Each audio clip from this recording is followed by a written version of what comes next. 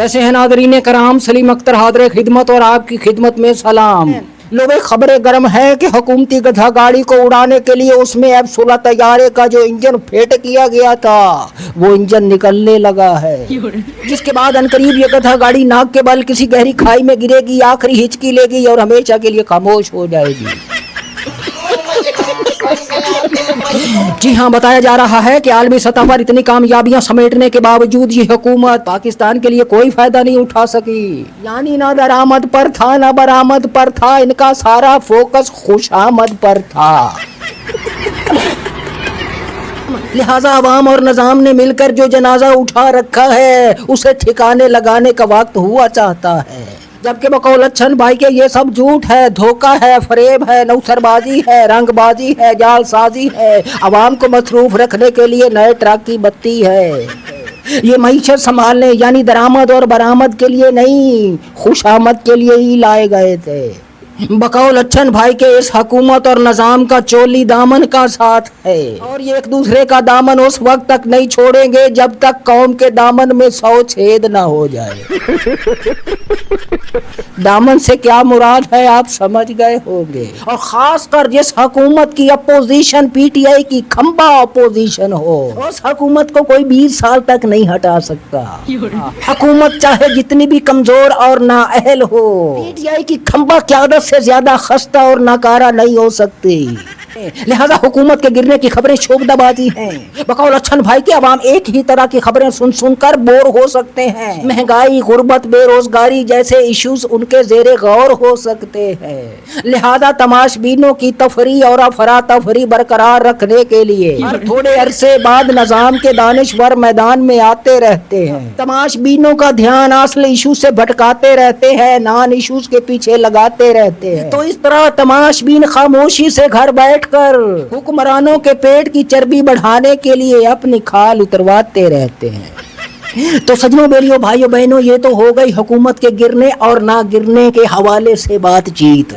हाँ, अलबत्ता हो सकता है कि निजाम किसी बड़ी मुश्किल में फंस जाए और उस मुश्किल का सारा मलबा इस हुकूमत के ऊपर डाल दे और डाल कर निकाल दे, ये अलग बात है।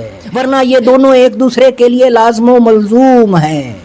और आगे बढ़ते हैं, उधर कश्मीरी डट गए हैं, बोल रहे हैं कि ना झुकेंगे ना रुकेंगे। वो कहीं बारिश आ गई तो लोग महफूज मकामात पर कुछ लोग चले गए थे, जिसके बाद निजाम को लगा कि ये बस तितर बितर हो जाएंगे। जिसके बाद भाइयों बहनों बहुत सारे टॉस मैदान में उतर गए और उतर कर डराने लगे कि 24 घंटे बहुत अहम हैं, किसी भी वक्त बड़ा ऑपरेशन हो सकता है, खून खराबा हो सकता है, अल्लाह बचाए खून खराबे से।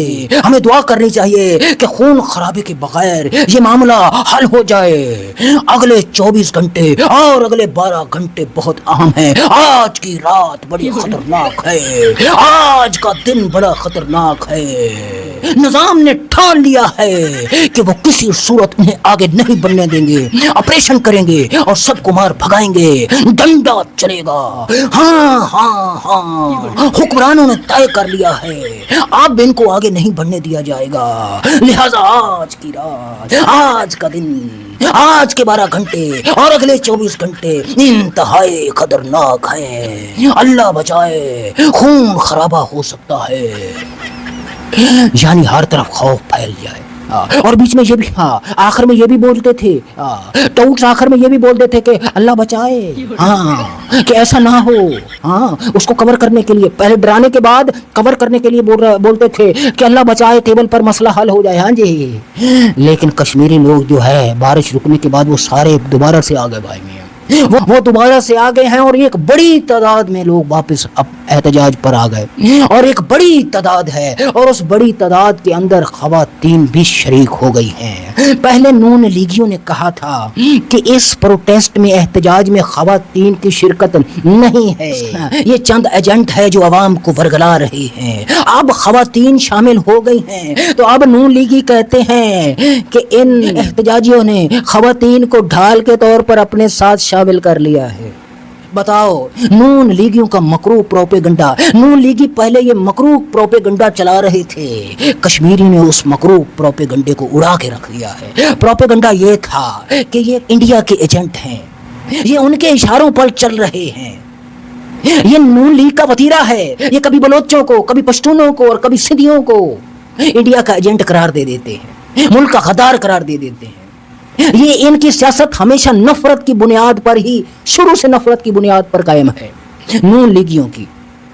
اب کشمیریوں کے بارے میں بھی ان عاقبت نا اندیشوں نے یہی پروپیگنڈا کیا، لیکن کشمیریوں نے بھرے جلسے میں، بھرے پنڈال میں، عوام کے ٹھاٹھے مارتے سمندر کے بیچ میں کھڑے ہو کر کہا کہ ہم پاکستانیوں سے محبت کرتے ہیں، ہم پاکستان سے محبت کرتے ہیں، پاکستانی ہمارے بہن بھائی ہیں اور ہم ان کے بہن بھائی ہیں. اور اس کے جواب میں جلسے میں موجود ہر شخص نے آواز بلند یہ اقرار کیا کہ ہم پاکستان سے محبت کرتے ہیں، پاکستانیوں سے محبت کرتے ہیں. جس کے بعد نون لیگیوں اور ان کے ٹوٹ صحافیوں کا چہرہ بے نقاب ہو گیا.